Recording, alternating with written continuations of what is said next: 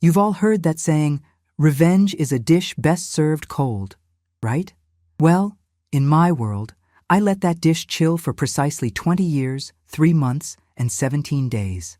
As the driver eased the Blacktown car to the curb in front of that faded house in Cleveland, I glanced at my Rolex, 3:47 p.m. It was the exact time, to the minute, that I was left on the steps of the Hollybrook Children's Home. I popped the cork on a bottle of Dom Perignon I'd saved just for this moment, a toast to the flawless execution of a lifelong plan. But as the bubbles fizzed, the taste was acrid, a bitter counterpoint to the sweetness I had anticipated. Was it the champagne, or was it the metallic tang of my own soul, which had been slowly rusting away for 2 decades, fueled by a singular, corrosive purpose? I smoothed the lapels of my black Armani suit, my foreclosure uniform, as I privately call it, and gave the eviction papers one last look, perfect as always. The crimson folder from Consolidated Trust and Loan didn't just hold the eviction order for the Millers. It held the final period to a sentence that began the moment the 2 people who should have protected me decided to throw me away like trash. Have you ever dedicated every single breath, every calculated move, every career choice to one goal for 20 years? I stared through the tinted window at the Franklin Heights neighborhood, a place that was once prosperous but now showed the unmistakable scars of decay, just like the couple about to live out their final moments in that house. A slight tremor ran through my hand as I reached for the door handle. That was new. I, Alexandra Thorne, the Iron Lady of the foreclosure department, am not known for shaking. We bankers don't tremble. Our job is to make others tremble. Taking a deep breath, I chalked it up to the adrenaline rush of seeing a 2-decade blueprint finally come to life. What else could it possibly be? It certainly wasn't remorse. How can you feel remorse for those who felt none when they abandoned their own daughter? Are we ready, Ms. Thorne? The driver's voice cut through my thoughts, pulling me back to the present. Yes, we were. I was. Ready for the grand finale of a life built entirely on payback. From my Prada handbag, the kind that costs more than 3 months' rent on a downtown studio, I pulled out a small, worn, red leather notebook, my revenge journal. It's the personal Bible I started writing when I was 12, the year I fully grasped that no one was coming to rescue me from the hell of the foster care system. The first page, scribbled in a child's unsteady hand, contained a simple promise. I will find them. I will make them pay. And the very last page, filled out last night in my penthouse apartment overlooking the city lights, was a battle plan. 3:47 p.m. Foreclose. Reveal identity only after serving the papers. Watch their world crumble. I ran my fingers over the yellowed pages, a chronicle of meticulous planning.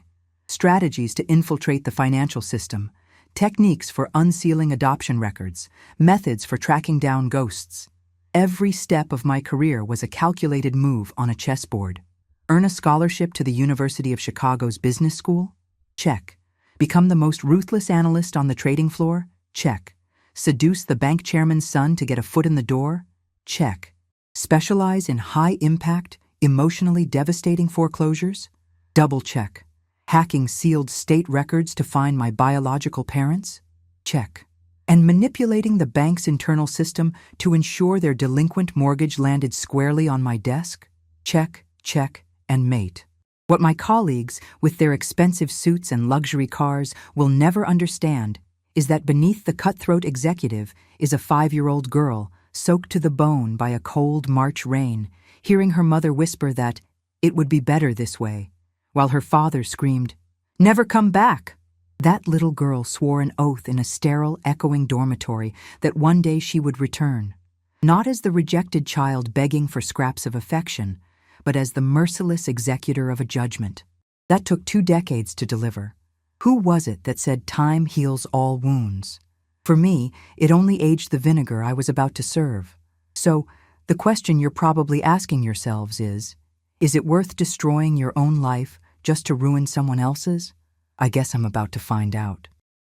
You seem more on edge than usual, Alex, my assistant Ryan noted as we walked up the cracked pavement of the neglected front yard. I shot him a look so cold it could freeze assets, and he immediately took a step back. Ryan didn't know, no one knew, that this wasn't just another foreclosure. This was D-Day. The day capitalized, bolded, and underlined 3 times, just like in my red journal.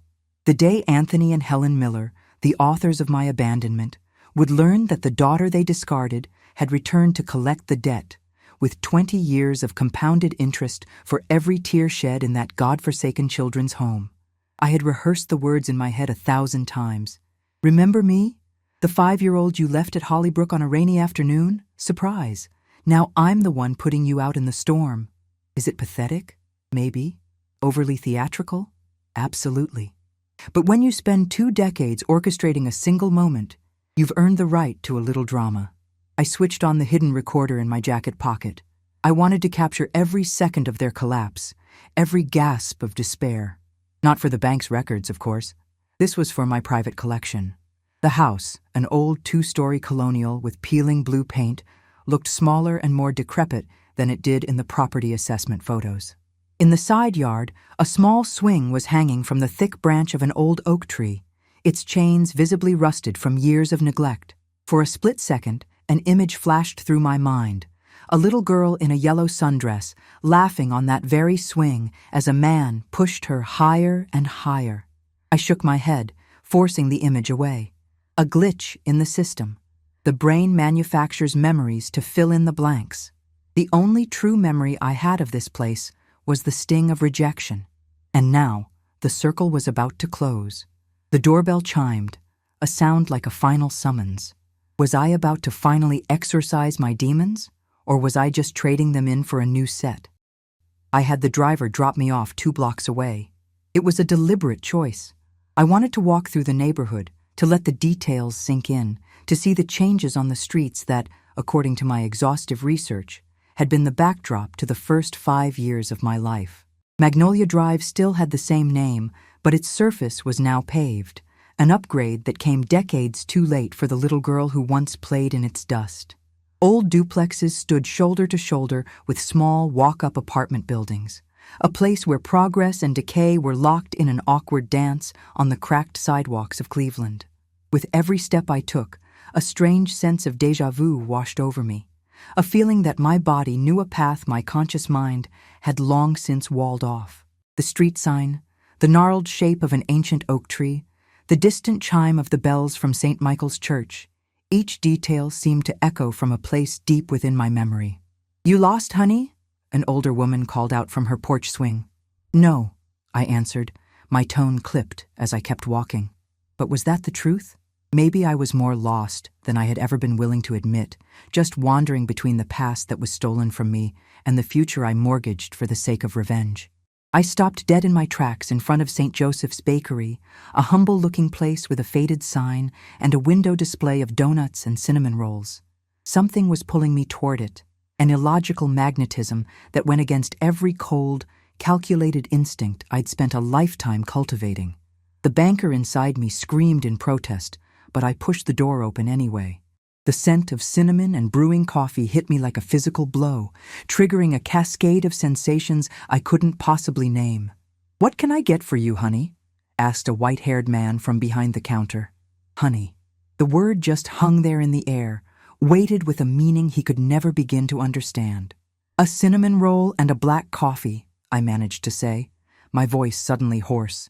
And as I bit into the warm, soft dough, something deep inside me, something I thought had died 20 years ago, stirred.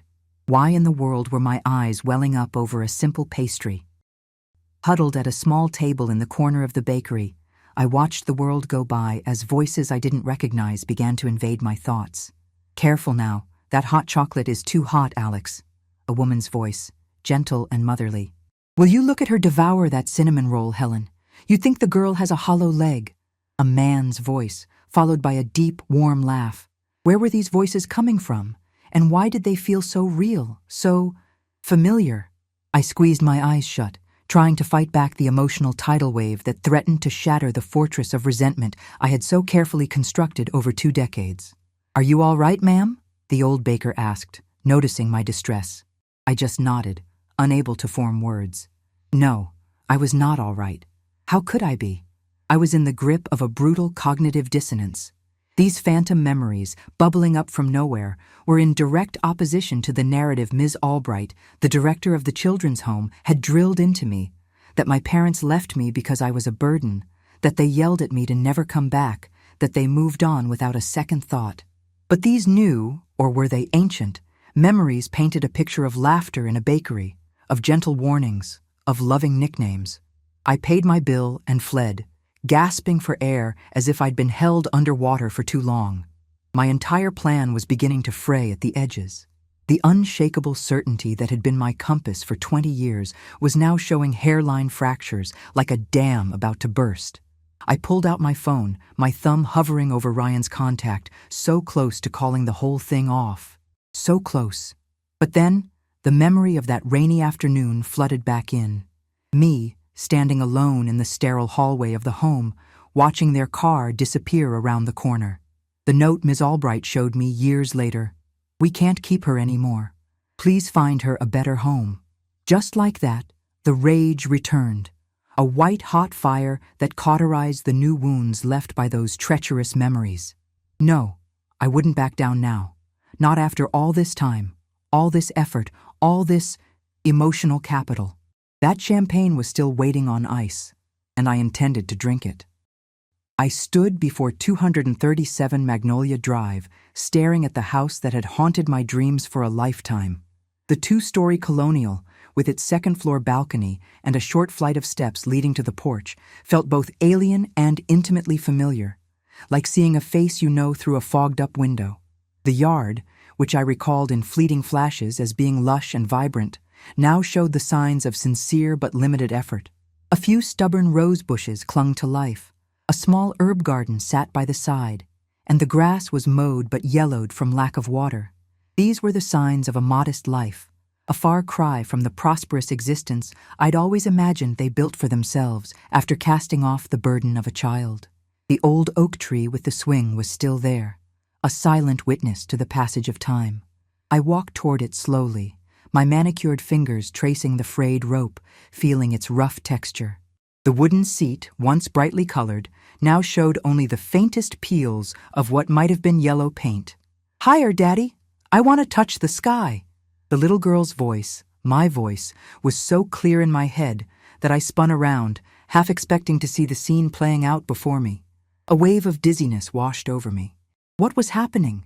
Was it possible that everything, absolutely everything I had built my adult life upon was a lie?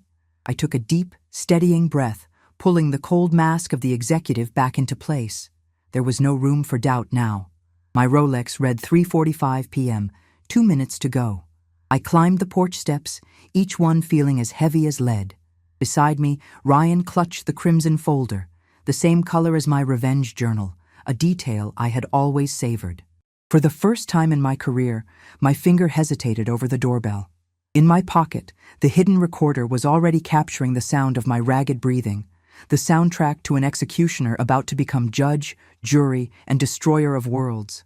The chime echoed like an alarm, heralding not just my arrival, but the start of a final judgment. But what if the sentence I'd spent a lifetime preparing was based on fabricated evidence? It was too late for that. I could already hear footsteps approaching the door. The door creaked open, and my world screeched to a halt. There, before me, was a man who looked decades older than his actual age, his hair completely white, sitting in a wheelchair. Anthony Miller, my biological father, was a ghost of the man from the LinkedIn profile picture I'd unearthed 3 months ago. In that photo, he had a straight-backed posture and an air of quiet confidence, all of which seemed to have been eroded by time and illness. But his eyes, those were the same. They were brown, just like mine, and they still held a sharp intelligence as they scanned me with polite curiosity, showing not a flicker of recognition. How could he possibly know who I was? "Can I help you?" he asked, his voice raspy but steady, his wrinkled hands gripping the wheels of his chair. I felt my throat close up. The perfectly crafted, devastating words I had practiced for 20 years vanished, swallowed by the sudden, overwhelming silence. Seeing my sudden, uncharacteristic silence, Ryan quickly stepped forward to fill the void. "Mr. Miller, we're from Consolidated Trust and Loan. My name is Ryan Evans, I'm an associate, and this is Ms. Alexandra Thorne, the director of our foreclosure department. I watched the old man's face deflate at the word foreclosure, like a balloon suddenly pierced. Just then, a woman's voice called from deeper within the house. "Who is it, Anthony?" Helen Miller emerged from a hallway, appearing behind the wheelchair, and the sight of her was like a physical blow. My biological mother was now a woman with graying hair pulled back in a simple bun, with dark circles under her eyes that spoke of profound exhaustion. Yet, beneath the weariness, her face still held the structure of a quiet beauty. She was wearing a pair of simple blue medical scrubs, as if we had interrupted her in the middle of her work. Her eyes met mine, and for one heart-stopping second, I thought I saw a flicker of something. Recognition, maybe? Before it was extinguished by confusion. "They're from the bank, Helen," Anthony explained, his hand finding hers in an automatic gesture of mutual support. That small movement caught me completely off guard. It wasn't how I had pictured my villains. I had imagined monsters, not two people clinging to each other in the face of a storm. Is this what people who throw away their children do? Or was there a piece of this puzzle I never even knew was missing? "Please come in," Helen said, her invitation tinged with a weariness that unsettled me. There was no anger, no fear in her voice, just a tired resignation to the inevitable. She stepped aside, allowing Anthony to wheel himself backward into the living room. As I followed them inside, with Ryan at my heels, I felt less like a harbinger of vengeance and more like an unwelcome intruder. The living room was modest but warm, filled with overflowing bookshelves, an old upright piano in the corner, and walls adorned with diplomas and photographs. It was the photos that stopped me in my tracks. My eyes locked onto a collection of framed pictures on the mantel above a fireplace. In the center was a young, smiling couple holding a baby. Me. The shock sent a jolt through my body, making me stumble. "Are you all right?" Helen asked, her voice laced with genuine concern. I mumbled an excuse, my gaze glued to the images. Next to the baby picture were others. A timeline of a life that was mine, a toddler taking her first steps, a little girl on that very swing in the backyard, a child with chubby cheeks blowing out birthday candles. It was a complete photo album of a life that had been severed at age 5. But why? If they had discarded me, why would they keep these shrines? What kind of criminal puts the evidence of their crime on full display? "That's our daughter," Anthony said softly, noticing where I was looking. "Claire." The name hit me like a lightning strike.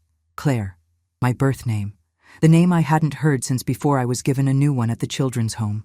"Does she not live with you anymore?" I asked, forcing a tone of professional detachment as my heart hammered against my ribs.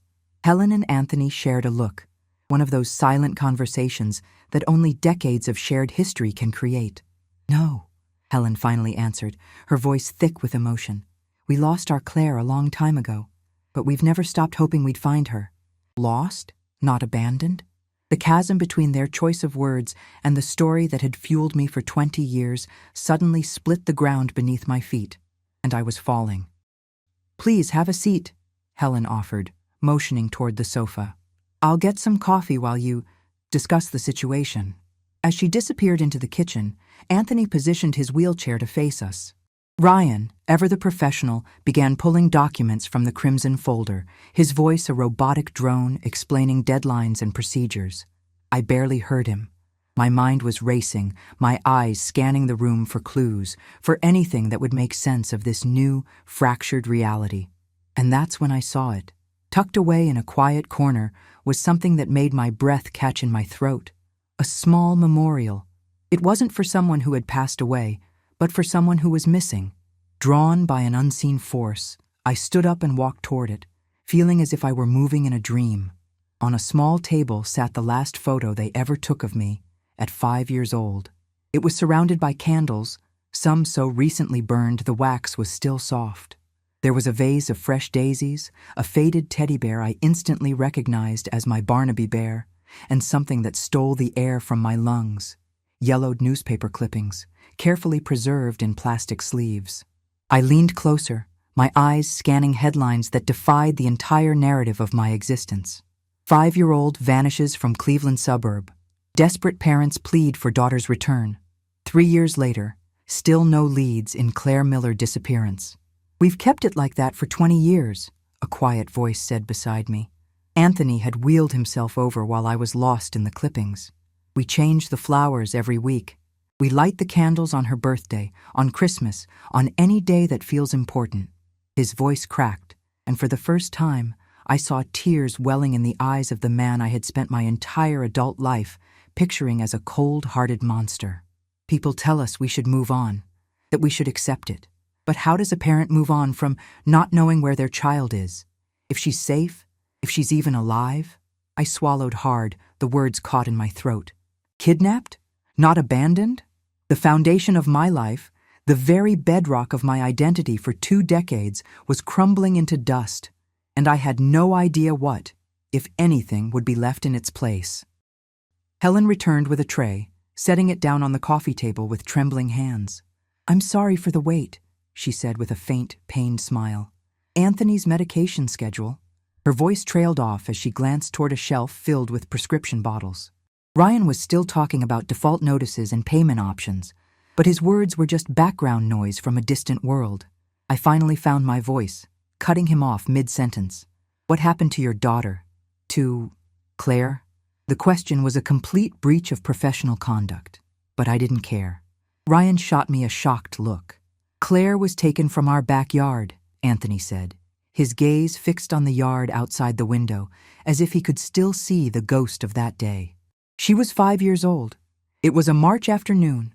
She was playing on the swing while Helen made sandwiches, and I was in my study grading papers." He paused, the memory still raw after all this time. When Helen called her in for lunch, she was just gone. The police found an adult's footprints in the flower bed and her little red beret lying by the gate. Someone just took her. My stomach twisted into a knot, a wave of nausea rising in my throat. The image that had been branded into my memory for 20 years, of my parents' car driving away, leaving me behind, began to flicker and dissolve, replaced by a picture far more sinister. "I used to volunteer at the Hollybrook Children's Home," Helen continued, and the name of the home landed like a grenade in the middle of the living room. "We would bring Claire with us sometimes. She loved playing with the other children." Her eyes glazed over with the memory. "The director, Ms. Albright, she seemed like a saint. We never could have imagined." Her voice trailed off, and Anthony finished the thought. It wasn't until years later that the truth came out. Ms. Albright was at the center of a child-trafficking network. She sold some of the children into illegal private adoptions. Others she kept as ghosts on the books, giving them new names and fabricating records so she could keep collecting state and federal funding for each orphan in her care. He reached over to the memorial, picked up one of the newspaper clippings, and handed it to me. The headline read, "Former Children's Home Director Convicted in Trafficking Ring." And there, in the grainy photo, was the face of the woman I had once considered my only safe harbor, Ms. Albright. The same woman who told me over and over that I had been thrown away. The one who showed me a forged note from my parents. The one who fed my rage, nurturing it like a strayed dog to make it vicious. "We sold everything we had," Anthony said, his gesture encompassing the simple, worn-out furniture in the room, a stark contrast to the life their professions should have afforded them. "I was a neurologist. Helen was a university professor. We had a comfortable life, but every cent we had went into hiring private investigators, offering reward money for tips that went nowhere, chasing down false leads across the country." I looked at his hands, now spotted with age, and tried to picture them performing delicate brain surgery, saving lives. These were the hands that Ms. Albright had told me pushed me out of a car into the rain. "We had to mortgage this house 3 times, Helen added, her voice quiet but steady. "The first time was to pay for the investigators. The second was after Anthony's stroke 5 years ago, brought on by the stress, the doctor said. The third was to keep the clinic afloat." I frowned, the word catching me by surprise. "Clinic?" Helen nodded, and for the first time a flicker of pride cut through the exhaustion in her eyes. "The Claire Miller Community Clinic. We run it right here, out of the back of the house. We provide free care for underprivileged kids in the neighborhood. Anthony can still consult on diagnoses, even with his limitations, and we have volunteer doctors who help out." The information was a 1-2 punch that left me reeling. Not only was I not abandoned, but my parents had channeled their all-consuming grief into a public service, all in the name of the daughter they lost. And me? I had channeled my pain into a singular mission of personal destruction. In this story, who was really the monster? Would it be possible to see the clinic? I asked, my voice barely a whisper. Ryan stared at me as if I'd just grown a second head. In all our years working together, I had never shown an ounce of personal interest in a foreclosure case. Helen looked surprised, but nodded. Of course, it's open right now. My son Michael should be in there with a patient. Son? The word hung in the air. I had a brother? Or was he a replacement, the child they had to fill the void I left behind? Let's go there, I decided, standing on unsteady legs. Before we finalized the bank's business, what was I about to walk into? And why, for the first time in my life, did the thought of my victory feel more like a wound than a triumph? We walked down a hallway lined with framed children's drawings, a temporary escape from the living room and its mountain of evidence against my life's work. At the end of the hall, Helen opened a door that led to a covered breezeway connecting the main house to a separate building. This used to be the garage and a small guest suite, she explained. We converted it after Anthony got sick. The clinic has outgrown the space, but we couldn't bring ourselves to move, just in case Claire ever came home. That hope, still burning so brightly after 20 years, felt like a knife twisting in my chest. The clinic was small but meticulously clean. A colorful waiting area with donated toys, 2 examination rooms, and a basic lab. A few mothers sat with their children, some coughing, others quietly playing. A young man in a white coat was speaking gently to one of the mothers, taking notes on a clipboard. That had to be Michael, my brother. He had his father's eyes and his mother's jawline. And he had something else, something so jarringly familiar it made me dizzy. He had my nose, the exact same one I see in the mirror every morning. A nurse approached Helen. Mrs. Miller, we're out of Kevin's asthma medication, and his mom can't afford the refill. Give her a box from our supply, Helen said without a moment's hesitation. We still have some left, don't we? The nurse winced. That's the last of it. I don't know when we'll get another donation. Helen's face fell for a second, but she forced a reassuring smile for the worried mother holding a feverish child. Don't you worry, Sarah. We'll figure something out. I knew exactly what figuring something out meant. It meant another missed mortgage payment, another step toward the very eviction I was here to execute. The contrast was so brutal it was nauseating. While I was hoarding resources to destroy them, they were going into debt to save strangers, all in the name of the daughter they thought they had lost. I leaned against the wall, the room spinning. My entire adult life was built on a lie, a calculated, monstrous lie. Ms. Albright hadn't just stolen me from my family, she had stolen my truth. And I, so blinded by my quest for vengeance that I never once questioned her story, had dedicated 2 decades to destroying 2 innocent people who had never stopped looking for me. The ultimate irony? I had become the very monster I believed them to be, someone willing to ruin lives without remorse for my own selfish purpose. From avenger to villain, the kind of plot twist no one would ever see coming. Are you okay? Helen's voice cut through my spiraling thoughts. I must have looked ashen, because even Ryan, who remained stoic through every foreclosure, had a look of concern on his face. I just need some air, I mumbled, turning and walking quickly out of the clinic, back into the breezeway. I took a deep, gulping breath, trying to sort through the wreckage in my head. 20 years spent hunting the wrong people. 20 years fueled by a lie. Without that hatred, what was I? Who was I? A skyscraper built on a sinkhole, collapsing in on itself at the first tremor of truth. My phone buzzed in my pocket. A text from my boss, Mr. Davenport, asking for a status update. I ignored it. How could I possibly explain to my boss that I was in the middle of a full-blown existential crisis during what was supposed to be a routine foreclosure? The cost of medication just keeps going up, I overheard Helen saying to Ryan, who had followed me back out to the breezeway. And with the economy the way it is, the donations have slowed to a trickle. We're trying to keep the clinic running on a shoestring, but she trailed off with a helpless shrug, a gesture I knew all too well. I had seen it on the faces of hundreds of families I had evicted. The only difference was, for the first time in my career, it actually mattered. My gaze fell to the crimson folder in Ryan's hand, the legal documents that held the fate of this house, this clinic, and my parents. Parents. The words still felt foreign, alien in my thoughts. They weren't the Millers, the Targets, or the delinquent account anymore. They were my parents, the two people who had given me life, who had loved me, and who had never, ever given up on me. And what was I giving them in return? I had arrived like the Grim Reaper, ready to seize the one thing they had left, the very home they held on to in the faint hope that I might one day return. What kind of person had I become? Who was the real villain here? Ms. Albright, who lit the match, or me, the one who spent a lifetime pouring gasoline on the fire? Mom, did that shipment of antibiotics for the Johnson girl come in yet? Michael appeared in the clinic doorway, his eyes still on a patient's chart. When he finally looked up and saw me standing there, he froze for a half-second.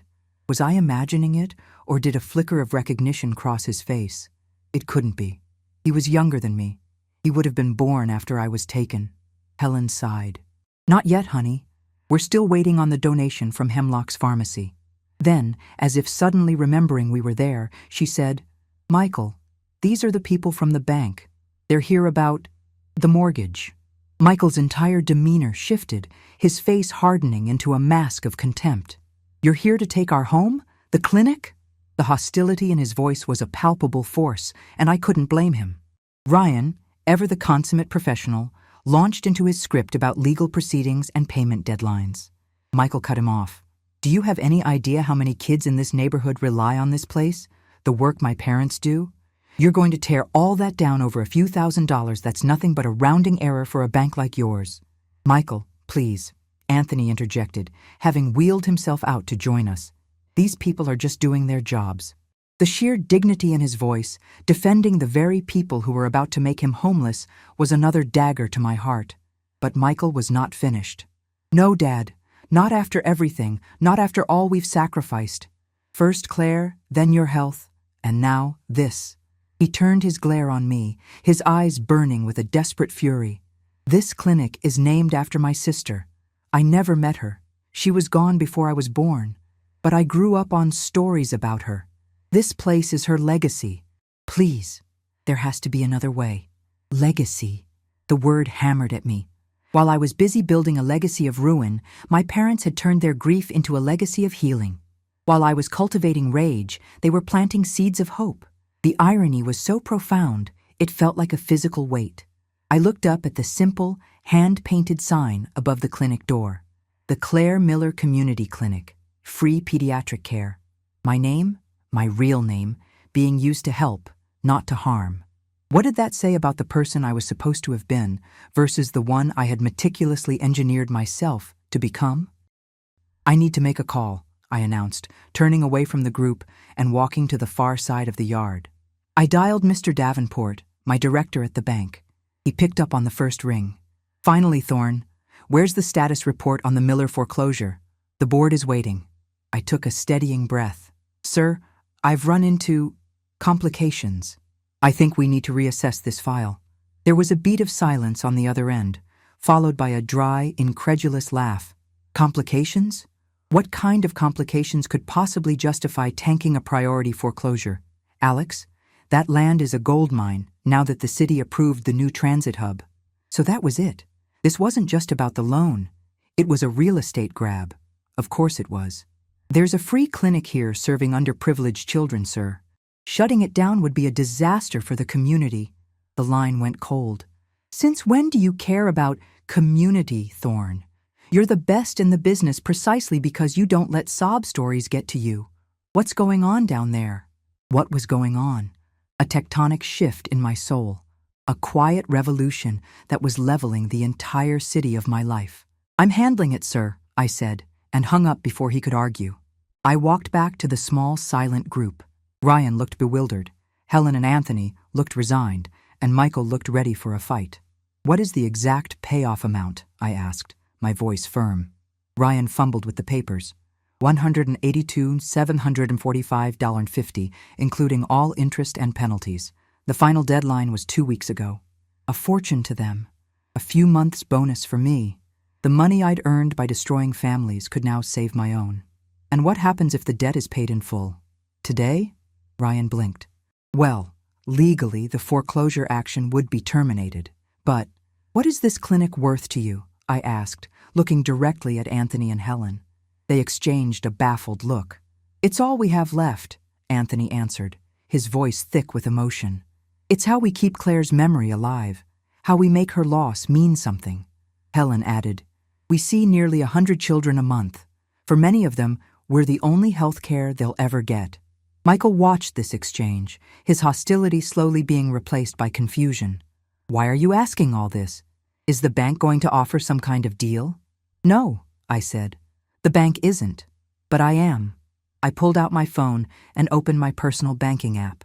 With a few taps, I initiated a wire transfer for the full amount to Consolidated Trust and Loan, referencing their mortgage account number. Ryan's jaw dropped. Ms. Thorne, what are you doing? I ignored him, turning the screen to show my parents the transfer confirmation.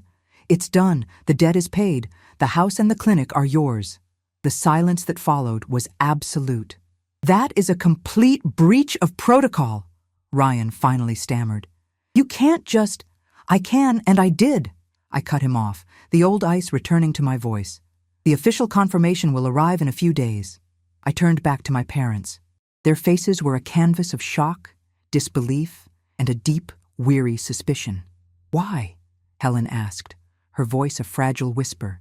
Why would a complete stranger do this for us? The question hung in the air, heavy and unanswered. This was it, the moment of truth. I could invent a story, make up some excuse about a lost child of my own.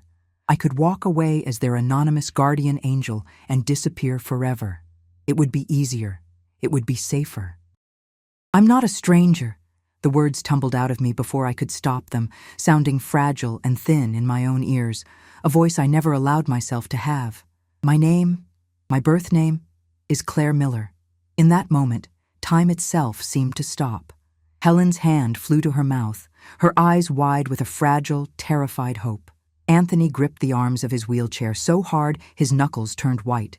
Michael's head snapped back and forth between me and his parents, his face a mask of utter confusion. What are you saying? Helen finally whispered. The director of the children's home, Ms. Albright, she told me you abandoned me, I continued, the truth now flowing like a broken dam. She showed me a note, one she said you wrote, saying you couldn't keep me. She told me you left me on the steps and screamed at me to never come back. I spent my entire life believing that. Planning. I trailed off, unable to voice the true depth of my monstrosity. How do you tell the people who gave you life that you dedicated yours to orchestrating their ruin? It can't be, Anthony murmured, tears now streaming freely down his weathered face. Our Claire, she'd be 25. You look older. He was right. 20 years of bitterness and stress had carved lines into my face that time alone had not. I am 25, I confirmed, my voice shaking. My birthday is June 7th. A sob escaped Helen's lips at the mention of the date. But how can we be sure? Michael asked, his voice caught somewhere between disbelief and a desperate need to believe. I slowly pulled up the sleeve of my blazer, revealing the small, crescent-shaped birthmark on my wrist. I still have this. That was all it took. Helen collapsed to her knees, her trembling hands cradling my wrist as if it were a sacred relic. It's her, Anthony, she cried. It's our Claire. She's home. Michael just stared, his mind clearly struggling to process the impossible scene unfolding before him, while Ryan looked on as if he'd walked into a surrealist play. Anthony held his arms out toward me, a gesture so simple, so paternal, it shattered the last of my defenses. For a split second, I hesitated. 20 years of carefully constructed hatred don't just evaporate. But then, something older than the rage, something more primal than the thirst for revenge, pulled me forward. I sank to my knees in front of his wheelchair, and the same arms I had spent a lifetime imagining pushing me away were now pulling me into a desperate, all-consuming embrace. Ryan, seeing the situation for what it was, made a quiet exit, muttering something about family matters and a report to file. And then there were four of us, a broken and bewildered family, pieced back together by a bombshell, trying to make sense of the wreckage. "How did you find us?" Anthony asked, once we had all gathered in the living room, still wrapped in a thick blanket of shock. I told them everything, or almost everything. I told them about my adoption by a family in Chicago, my career in banking, and how I used the bank's resources to track down my biological parents. I left out the part about meticulously planning their financial and emotional destruction. Some truths are too heavy, even for a moment like this. "We looked for so long," Helen said, clutching my hand as if I might vanish again. "We hired private eyes, did segments on the local news, taped flyers to telephone poles." Her voice broke. "After 10 years, the police told us we had to move on, as if you can just replace a child." My eyes drifted to Michael, who had been watching all of this in silence. "Is that when you decided to have another kid?" I asked, the question sharper than I intended. He shifted uncomfortably. "I always felt like I was living in the shadow of a ghost," he admitted, his voice low. "I grew up with stories of my perfect older sister, watching my parents grieve for someone I never knew. We had Michael after we had given up hope of ever finding you alive," Anthony explained gently. "But he was never, ever a replacement. He was a new chance for us to be parents, to love again when we thought our hearts were broken forever." The words landed like stones in a still pond. For 2 decades, I believed I had been discarded and forgotten. The truth was, I was never anything but loved, hunted for, and mourned. And Michael, who grew up feeling like second best, was carrying his own invisible scars. It seems life has a cruel talent for making sure everyone gets their own unique share of pain. My phone wouldn't stop buzzing. Mr. Davenport, relentless, undoubtedly furious about my insubordination and the unauthorized wire transfer. I knew I'd have to face the music eventually, that my career was likely over. But in that moment, sitting in a living room filled with my own baby pictures, surrounded by the family that never stopped looking for me, none of it mattered. "I don't know what to say," I confessed, the words feeling inadequate. "I spent so many years hating you, believing you threw me away. And then you show up and save our house and our clinic," Anthony finished, his voice still thick with disbelief. "Why? If you thought we abandoned you, why would you help us?" The question blindsided me. Why did I? Was it just a knee-jerk reaction to the truth, guilt? Or was it something deeper, some instinctual filament of love that had survived 2 decades of being poisoned by lies? "I can't explain it," I answered honestly. "Maybe when I saw the clinic, saw my name being used for something good, I realized you had turned your pain into purpose. While you what?" Helen prompted softly. I swallowed hard. "While I let my pain turn me into the exact kind of person I thought you were," I said, the confession tasting like ash in my mouth. "Someone who could destroy lives without a second thought." Michael was watching me with an unnerving intensity, as if trying to reconcile the ghost sister from his childhood stories with the ruthless banker standing before him. "You didn't just stumble in here by accident, did you?" he asked, his perception cutting through the emotional fog. "You knew who we were before you ever knocked on that door." The final truth. I could lie, say I only figured it out when I saw the photos. It would be easier, safer. I looked at the 3 of them, my father in his wheelchair, my mother with hope shining through her tears, my wary brother. They deserved the whole story. "Yes," I admitted, the last wall crumbling. "I found you months ago. I specifically requested to be assigned to this foreclosure." I paused, choosing my next words carefully. "I came here today to confront you, to finally look the people I believed had thrown me away in the eye." The new sign gleamed in the Cleveland sun. The Claire Miller Community Clinic, Michael Miller Pediatric Wing. From the passenger seat of my car, I watched the small dedication ceremony for the clinic's expansion. As expected, I'd lost my job at the bank. Conflict of interest was the official reason, though wiring nearly $200,000 to pay off a client's debt was more than enough grounds for immediate termination. I didn't care. That money, earned from the misery of countless families, had finally been used for something good. I didn't join the ceremony. I still couldn't. Over the past 6 months, I've kept a fragile, tentative connection with my biological parents. Weekly phone calls, a few brief visits. When others are around, I'm introduced as a friend of the family. The full, ugly truth of my original mission remains my most closely guarded secret.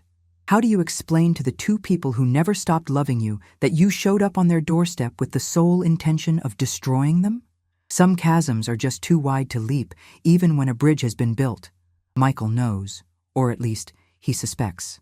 Sometimes our eyes meet, and his gaze feels like a quiet interrogation, filled with questions he won't ask and answers I can't give. The clinic, thanks to a sizable anonymous donation that fools no one, now serves twice as many children. Volunteer doctors have signed on, drawn by the new equipment and expanded facilities. Anthony, despite his limitations, consults on neurological cases. Helen orchestrates the entire operation with the same relentless energy she once poured into finding me. And Michael, now a fully fledged doctor, splits his time between university hospitals and the clinic that bears his name next to mine. A family. My family. So close yet separated not by the lies of a stranger, but by the truth of my own actions, by what I became, and by what I almost did. You're not coming in? Michael's voice made me jump. He was standing beside the car, leaning on the open window. I hadn't even heard him approach. Just watching, I said evasively. He walked around and slid into the driver's seat without an invitation. A classic little brother move, I suppose, an assumed intimacy that still catches me off balance. They're asking for you, he said. Mom made that cinnamon coffee cake you said you liked that one time. I don't know if I'm ready, I confessed, the honesty of the admission surprising even me. Michael studied my face for a long moment, his gaze analytical. Ready for what exactly? To be their daughter? To be my sister? Or are you not ready to admit you came here to ruin us and ended up being saved by us instead? The air hitched in my throat. He let out a short, humorless laugh. Did you really think I wouldn't figure it out? I'm a doctor, Claire. My job is pattern recognition. I look at the symptoms and I make a diagnosis. How? I stammered. He shrugged. Symptom 1. I Googled your professional name after that day. Alexandra Thorne, the bank's most feared foreclosure specialist. The Iron Lady, known for having zero mercy. Symptom 2. The world's most improbable coincidence puts you, of all people, in charge of our case. Diagnosis. You came here for revenge, and your entire world fell apart when you saw that memorial in the corner. He gestured toward the clinic with his chin. I looked away, staring through the windshield. Do they know? My voice was barely a whisper. No, he said firmly. And I'm not going to be the one to tell them. But you will have to someday. If you really want to be a part of this family, you can't have secrets like that. I closed my eyes, the weight of his words pressing down on me. What if they can't forgive me? Michael almost smiled, not with happiness, but with a deep understanding. They spent 20 years searching for the daughter they thought was stolen from them. Do you honestly believe there's anything they wouldn't forgive just to keep the one they found? His logic was a steel trap, but fear is rarely logical. Come on, he insisted, pushing his door open. Mom's coffee cake isn't going to last forever, and trust me, it's worth facing a few demons for. As we walked toward the clinic, where the small celebration was spilling out into the courtyard, Michael asked the question I knew was coming. Are you going to stay? In Cleveland, I mean. It was a question loaded with a dozen others. Staying meant finally claiming my own name, my own life. It meant rebuilding on the ruins of the person I used to be, the ruins of a career I torched and a 20-year lie I had called a purpose. I don't know, I said. I have a few interviews lined up in Chicago next week. Michael frowned. You'd go back to that? To the same line of work? After everything? It was a fair question. It's what I know how to do, I said weakly. Besides, not all finance is predatory. Some of it actually helps people. He didn't look convinced. Funny, he said, a glint in his eye.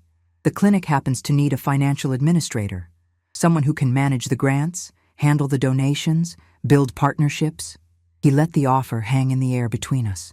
From the doorway, Helen saw us, and her face lit up with a kind of pure, unconditional love I'm still learning how to accept. Anthony, beside her in his wheelchair, gave me that familiar smile, the one that's equal parts joy and sorrow for the years that were lost. Caught between the family waiting for me and the past that was all I knew, where did I belong? The avenger was dead, killed by the truth, but who was supposed to take her place? You don't have to have it all figured out right now, Michael said, reading my mind. It takes a minute to heal a 20-year wound. I nodded, grateful. As we got closer, a little boy ran up and hugged Michael's legs. "Dr. Mike, look, my arm's all better." He proudly held up an arm that was recently freed from a cast. Michael crouched down, giving the arm an exaggeratedly serious examination that made the boy giggle. Watching them, I couldn't help but marvel at the bizarre symmetry of it all. I came here to destroy and ended up building. I came looking for revenge and stumbled into a redemption I never wanted and still don't feel I deserve. So I'm leaving you with the question I ask myself every single day. Do I tell them the whole, monstrous truth and risk losing them all over again? Or do I live a kinder lie, preserving a peace that's built on a faulty foundation? What would you do?